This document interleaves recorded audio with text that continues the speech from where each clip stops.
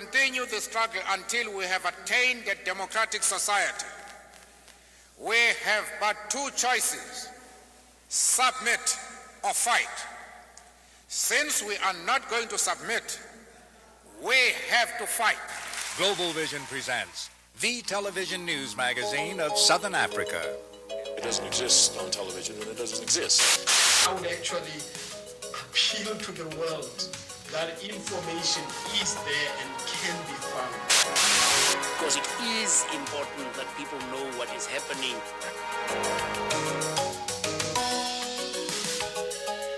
This week, South Africa Now presents these stories. As the Mandela Tour concludes, we'll look at how it's playing in Pretoria. ANC Deputy President Mr. Nelson Mandela became only the third private citizen to address the U.S. Congress today. The children of Natal. We'll have a special report on the youngest victims of that region's ongoing conflict. At the sight of a policeman or at the sight of anybody who reminds the child of the original source of anger or grief or pain, the child will start trembling. And in our culture segment, a South Africa Now exclusive. Artists Against Apartheid welcome Mandela. Artists have come together for a great cause. And you can't tell the movie companies we work for, we do not want our films to be distributed in South Africa. Yeah! All of these stories and more. But first, the uncensored news with Carolyn, Craven and Mweli Mzizi. Nelson Mandela is on his way home via Europe and Africa, scheduled to arrive in Johannesburg on July 18th, his 72nd birthday. The ANC Leaders Tour has been hailed as a tremendous success, both in the U.S. and Europe, where the European Economic Community agreed not to lift sanctions at their recent meeting, in spite of calls to the contrary from the British government. Economics was high on the agenda as Mandela addressed workers in Detroit and in Miami, where the Cuban community mounted a protest. Phillip Tomlinson wraps up the Mandela tour, which concluded on the California coast. As in other parts of the country, the reaction in Oakland was euphoric, with multiracial crowds including many ecstatic South Africans. Dean Farisani waited half a lifetime to meet Mandela. I thought the first question I would ask him would be, how did you manage to survive more than 27 and a half years in prison, while it was so difficult for me to survive only 442 days? But when I touched his hand, all that could come out of my mouth was that intrinsic nature of every pastor, every normal pastor. I said, God bless you and keep you for many more years to come. That was all I could say. That question had evaporated completely. Mandela's last speech included an announcement that he's coming back to the United States in October, and that he had developed an interest in the problems of Native Americans. I can assure the leaders of the Indian community that I will return in October. The story in Los Angeles was the same. Over 70,000 people crammed the Coliseum. Earlier in the evening, Hollywood turned out for a fundraiser that netted more than $1 million. There's something to say about someone who dedicates his life to something, but on the other hand, it's someone who believes in it enough to risk his life for something he believes in. A few days before, the success of the tour was questioned when American news coverage hyped a demonstration in Miami, protesting Mandela's expression of solidarity with Cuban President Fidel Castro. In reality, crowds welcoming the ANC leader outnumbered demonstrators almost 7-1. Those condemning Mandela missed the basis of his support for Cuba. Cuban troops like these, fighting the South Africans in the Angolan town of Cuito Cuanavale, helped pave the way for Namibian independence and Mandela's release. We spoke with Cuba's Deputy Foreign Minister, Ricardo Alarcon. When he openly proclaimed his solidarity with all those people around the world that has been fighting together with the ANC from revolutionary positions, and when he even defended as a principle the armed struggle, And he made an extremely uncompromising position that was what the people in South Africa wanted to hear, and was exactly the opposite of what some people, in a rather naive manner, were expecting in certain circles in the Western world. Despite media attention to anti-Mandela sentiment, the real story was Mandela's visits in 3 cities with American labor unions, who for the last 10 years have led the drive for sanctions against Pretoria. Indeed, Mandela found a home away from home when he landed in Michigan's Motor City. I am very happy to touch down in the industrial heartland of the United States. For me, Detroit represents the motor industry. And right now, it makes me think of Port Elizabeth, which is the heart of the motor industry in our country. And later at the Ford Motor Company plant in Dearborn, where he received an honorary lifetime membership in the union, Mandela donned a union hat and jacket. The man who is speaking is not a stranger here. The man who is speaking is a member of the UAW.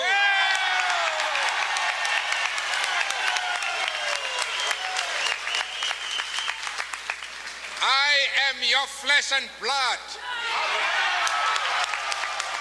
I am your comrade. Meanwhile, in South Africa, coverage of Mandela's tour on the state-run South African Broadcasting Corporation was overshadowed by reports on the possible easing of sanctions and of the bombing of the National Party headquarters during an escalation of right-wing violence. And plots to assassinate the state president, the deputy president of the ANC.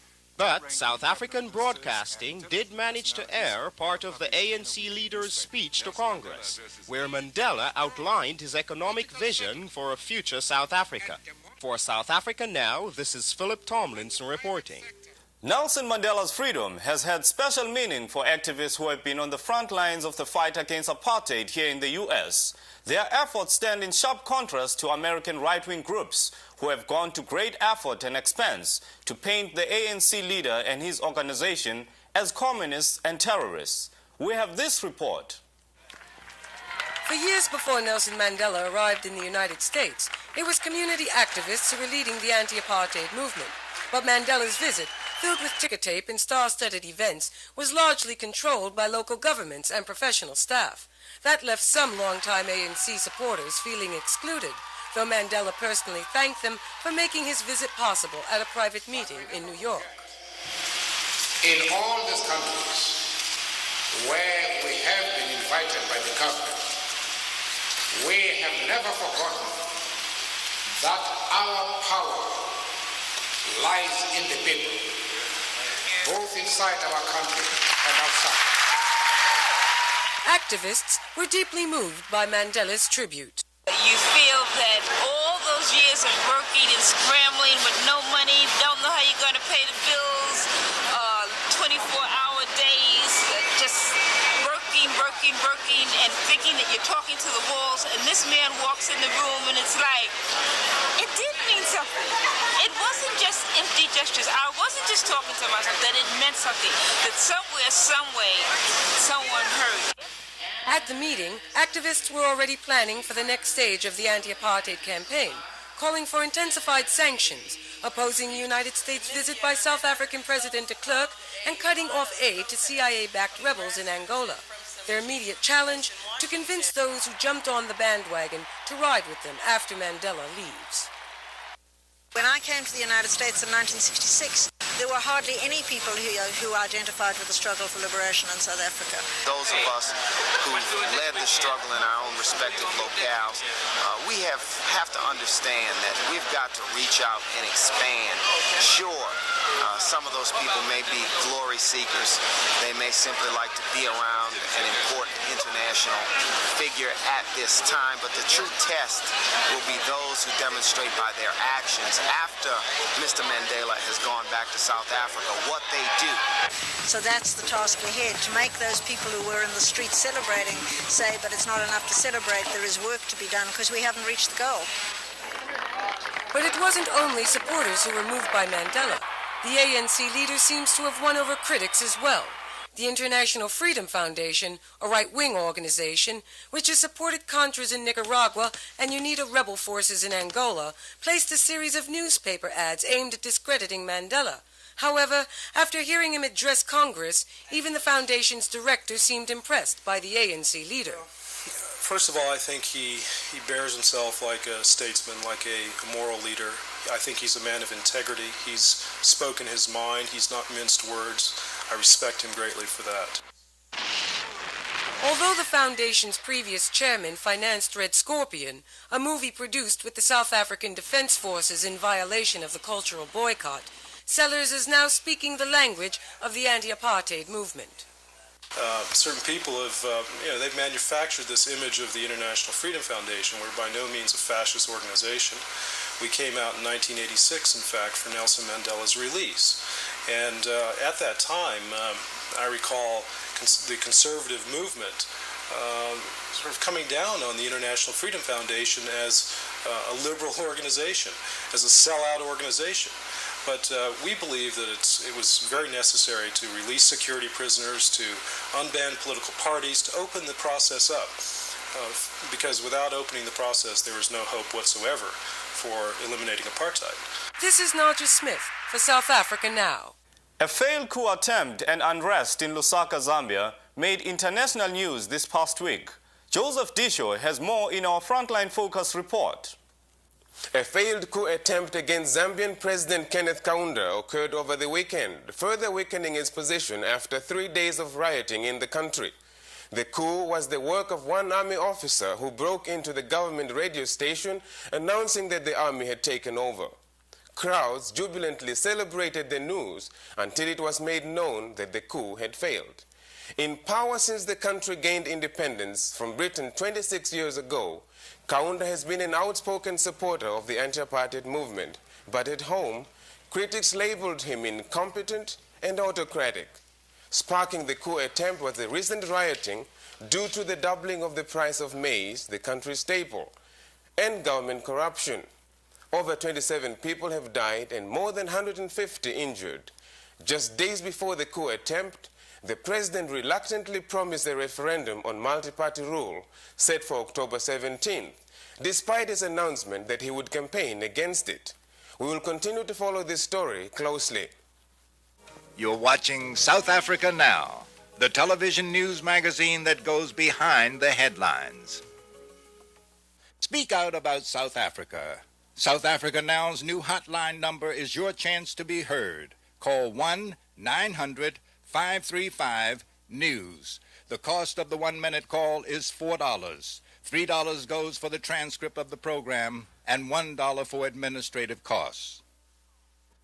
Natal. It is known as South Africa's killing fields. It is the only region in the country where the state of emergency is still in place. On July 2nd, members of COSATU, the Congress of South African Trade Unions, the United Democratic Front, and the South African Youth Congress declared a one-day national strike which opened a week of national mass action protesting violence in Natal. Over the course of the week, marches and rallies will take place, demanding an end to government support for vigilantes and police loyalty to Zulu Chief Gatsha Buthelezi. Personally, I don't regard policemen as enemies, but there are some people who regard policemen as enemies. But now, if you say about their role, I think that in any country you must have a police force because you must maintain law and order. Because as we're talking now about negotiations, there can be no negotiations in the midst of violence. And Nelson Mandela has spoken repeatedly about the Natal conflict during his tour, calling on the government to take steps to end the violence. There is violence in many parts of the country, especially in the province of Natal. The whole fabric of social life has been completely disrupted. Families are fleeing that province. Schools in many parts of the province have been closed, and the children are roaming the streets. Since 1987, thousands have been killed and tens of thousands displaced from their homes. In this special report, we look at the effect of the ongoing conflict on the children of Natal. Our report comes from two natives of the region. It is reported by S'bu Mngadi, who writes for the Natal Witness newspaper, and produced by Ken Kaplan. The fighting in Natal has left more than 4,000 people dead over the last 8 years. By far the greatest number of casualties are children and teenagers, who form over 50% of the population. One of the more recent casualties is 6-year-old Thandekile Khumalo, who was wounded in the assassination of her grandfather, an executive member of the South African Council of Churches. I was going to school and Grandpa went and she stopped for the cars to go through. And the cars were finished, and she said she was going, and another car go through.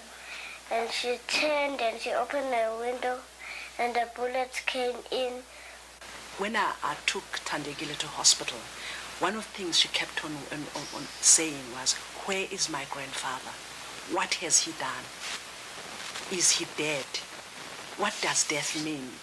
And you could see that this was beginning of a trauma. Thandekile is just one of the many victims of this violence. On both sides, it is the youth that form the front line of the fighting, due in many cases to the harsh conditions they have to face. Of the 20,000 refugees housed in camps throughout Natal, most are women and children, who have been caught in a power struggle between Inkatha supporters and those that claim allegiance to the African National Congress, the United Democratic Front, and the Congress of South African Trade Unions.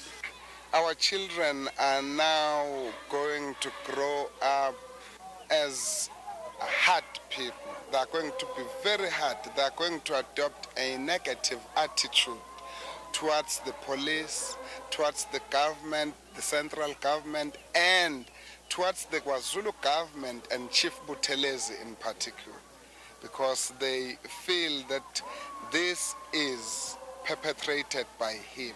It adds far more to the discrediting campaign to say, disarm Buthelezi. I mean, we know Buthelezi doesn't from one day to the next have anything to say about KwaZulu police. He's not even within 100 miles of giving a direction or an order.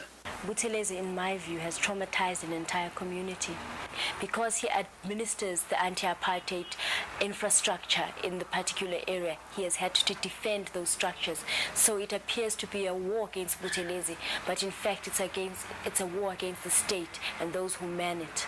The loss of life and property has been felt on both sides of the conflict. Here in KwaMakuta, Inkatha refugees are housed under KwaZulu police protection. And in Phumuza, the aftermath of a bloody battle that lasted 2 weeks left over 100 people dead and many more houses destroyed. When they shoot someone, they used to shoot someone, and when he fall down, and then they come and spread him with a petrol, and then they burn him. You find that the people who have been in the forefront of the battle, one, are the children ranging between the ages of 7 and 19 years old. Now, the tragic aspect of it is that part of what flows out of this conflict is the disruption, for instance, in the education of these young children. The Natal province, like the rest of the country, has separate education systems for black and white students. Inferior Bantu education for blacks has led to an education crisis in which of the 1.5 million students in Natal, about 50% have had their schooling disrupted. The formerly outlawed Congress of South African Students, an ally of the ANC, has relaunched itself to organize high school students around the issues affecting their education.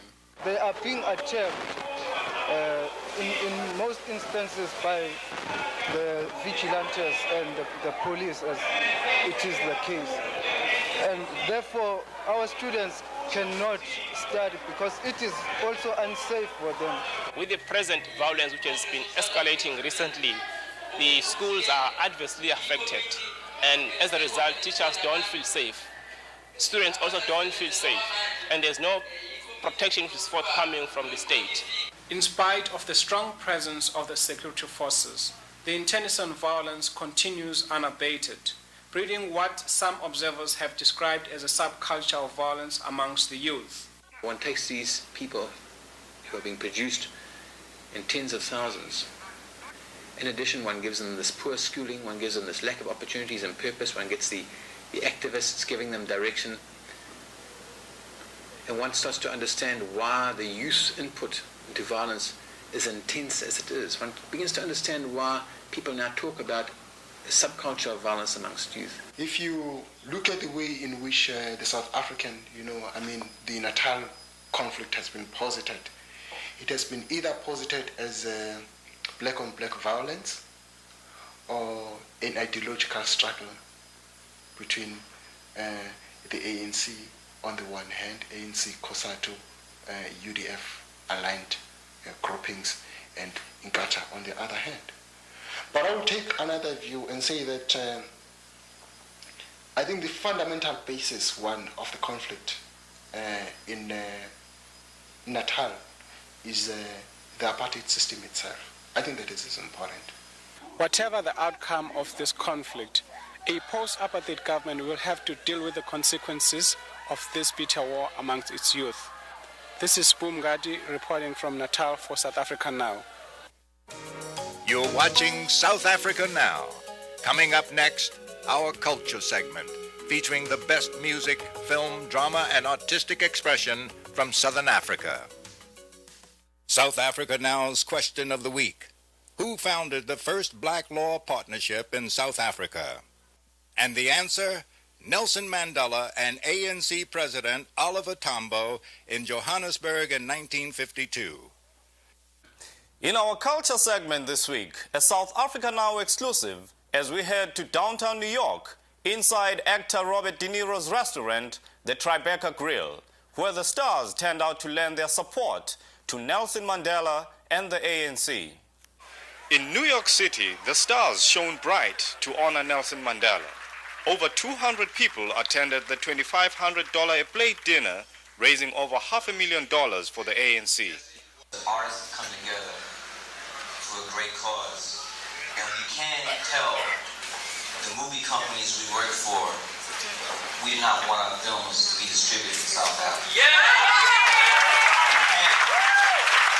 can't tell the record companies we don't want our records to be sold.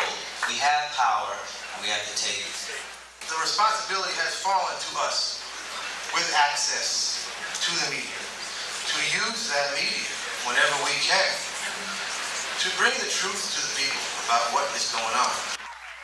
South Africa Now was the only media covering this event, which was organized by Artists United Against Apartheid. The crowd got a few laughs as Mandela, a former boxer himself, called former heavyweight champ Joe Frazier to the stage. Well, I can't be comfortable when I see Smoking Joe sitting down.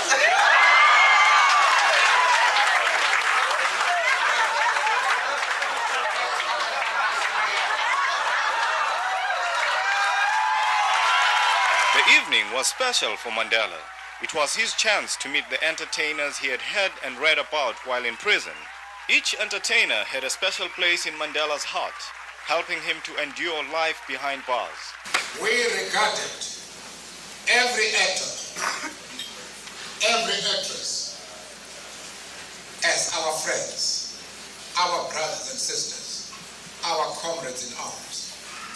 Because in that situation, they were the only people who could penetrate our hearts, who can enrich our lives, who can leave us with hope that the world has not come to an end. Mandela linked the achievements of some to the struggle of his people in South Africa. When a black man makes a breakthrough and reaches the top of his field, you have no imagination whatsoever what that means in our own circumstances in South Africa. Although Mandela gave praises, he also seized the opportunity to reinforce the ANC's position on the cultural boycott. We have declared a cultural boycott against South Africa. That is absolutely necessary for the purpose of inducing South Africa to change its policies. And we ask you to maintain the cultural boycott. Everywhere he goes, Mandela leaves a feeling of euphoria, and tonight was no exception. And the real meaning of celebrity comes out when a man like that walks in the room. You can see everybody all of a sudden the perspective, you know, this man, you have to be in a room with this guy to actually feel that. I mean, he is something else. That's our program for this week. If you're interested in any of the issues we cover, send a self-addressed stamped envelope to South Africa Now, Post Office Box 1907, Canal Street Station, New York, New York, 10013. South Africa Now is produced by Global Vision on a nonprofit basis in association with the Africa Fund, a tax-exempt organization providing assistance and relief to victims of apartheid. On behalf of everyone at South Africa Now, I'm Carolyn Craven. See you next week. Nelson Mandela, Free at Last, a South Africa Now PBS special, is available on home video for $14.95. Write to Post Office Box 1907, Canal Street Station, New York, New York, 10013. Viva Mandela! Viva Mandela! Viva Mandela! Viva Mandela! Bambili, oye, oye, ole, lele, mama, yo, yo. Bambili, oye, oye.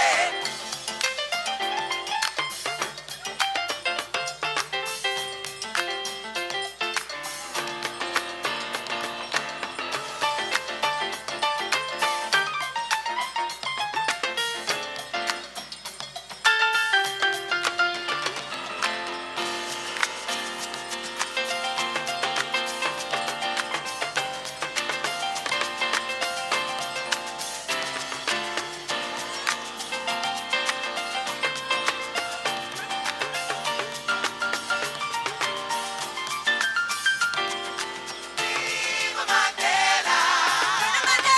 Viva Mama! Viva Mandela!